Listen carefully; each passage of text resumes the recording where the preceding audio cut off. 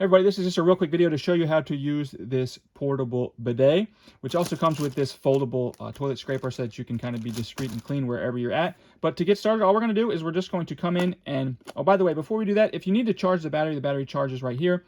You just pull this little cover off, plug it in, and it will actually indicate the level of charge right here on the display screen. But anyways, once we're ready to use it, we're going to just pop this top off here.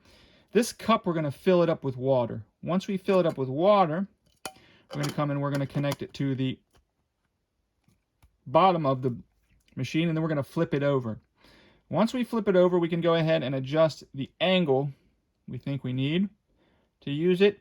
And then we're going to come in and we're going to hit the power button. Now, when we hit the power button, it's not going to turn it on. It's just going to sort of activate it. And you'll see you have this other button here. It's going to automatically show you the level of battery charge. But then we're just going to hit this button, and you see it goes L1. If I hit it again, L2, L3. That's how hard it's going to spray.